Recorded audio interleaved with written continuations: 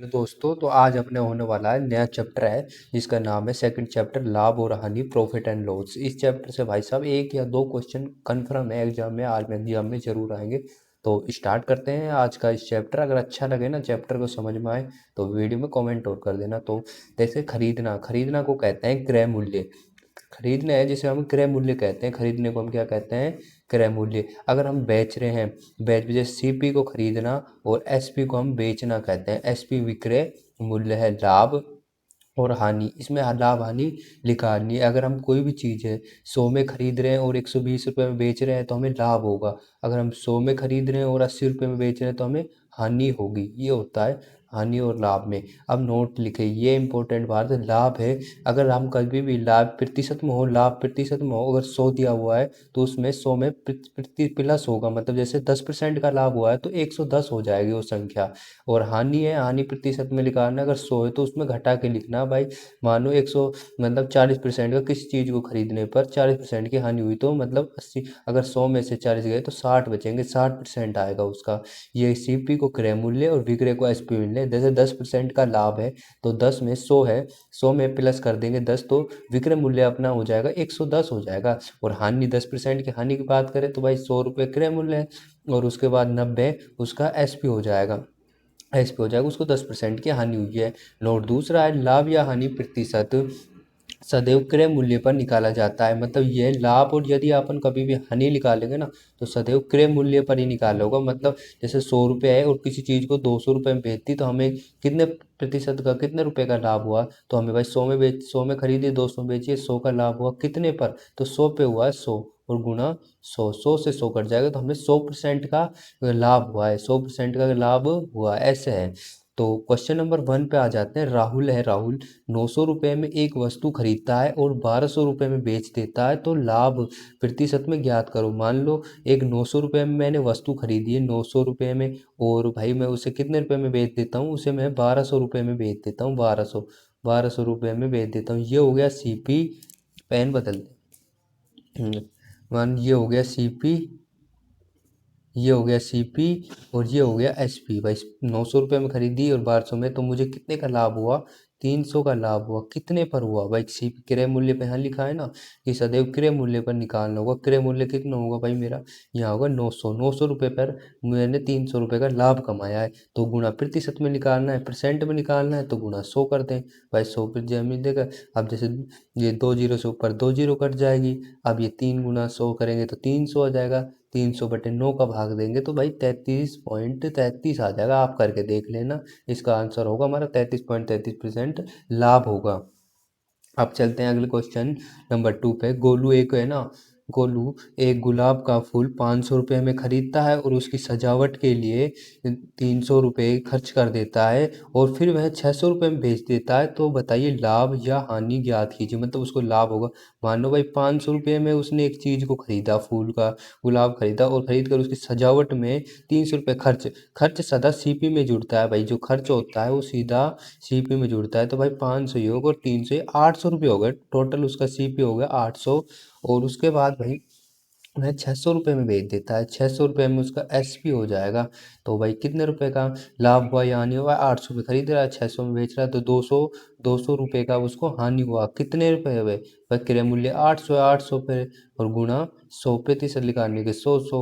तो भाई इससे काट देंगे 100, 2 जीरो काट देंगे, 8 में 200, 8 को में इसमें 200 में भाग देंगे तो भाई 25% आ जाएगा सीधा ही। 25% हानि हो जाएगी, 25% हानि। आप करके देख सकते हो ब्रो। मैं इतना करवाऊंगा तो ज़्यादा लंबा वीडियो हो जाता है, जैसे अब करके भी दिखा देता हूँ भाई कोई को। 800 में 200 को भाग दे, 8 दूनी 16, 8 तीन 24, 2 बार जाएगा, 8 दूनी 16 बचा 4 और एक जीरो जाएगा, 8 पंजे 40, तो मतलब 25% की हानि हो जाती है। तो चलते हैं अगले क्वेश्चन पे, यहाँ से सेट कर लेते हैं। तो और तो क्वेश्चन है आज का। एक वस्तु को 750 रुपये में बेचकर 500 रुपये की हानि होती है, तो हानि प्रतिशत ज्ञात करें। मतलब एक वस्तु है, एक वस्तु को, मतलब ये भाई सीपी हो गया अपना और ये हो गया एस पी हो गया भाई। कोई वस्तु है उसको 750 रुपये में बेचने पर 50 रुपये की हानि होती है तो हानि प्रतिशत ज्ञात करें। भाई सीपी क्रिया हो गया।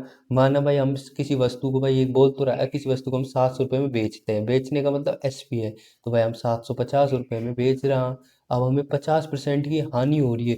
अब हम यहाँ कितना रुपया रखें कि जो हमें मतलब उस पर खरीदेंगे और हमें उसे बेचे तो उतने रुपये बेचे तो हमें हानि हो रही है भाई। ज़्यादा में खरीदेंगे और कम में बेचेंगे तभी तो होगा, मतलब 50 होंगे तो 800 रुपये हो जाएगा। इतना तो बेसिक है, 800 रुपये हो जाएगा।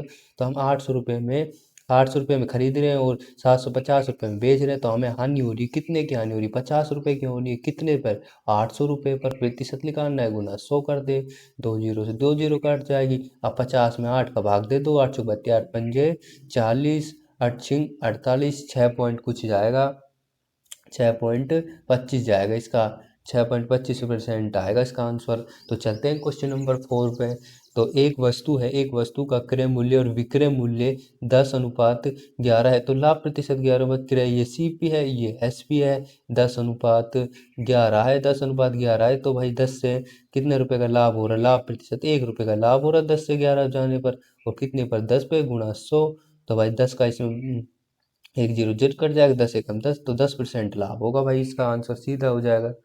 फिर करते हैं क्वेश्चन नंबर 5। एक वस्तु का क्रय मूल्य विक्रय मूल्य का 4/5 है तो लाभ हानि प्रतिशत ज्ञात करें। किसी वस्तु का क्रय मूल्य, मान लो यहाँ सीपी लिख लें, यहाँ एसपी लिख लें।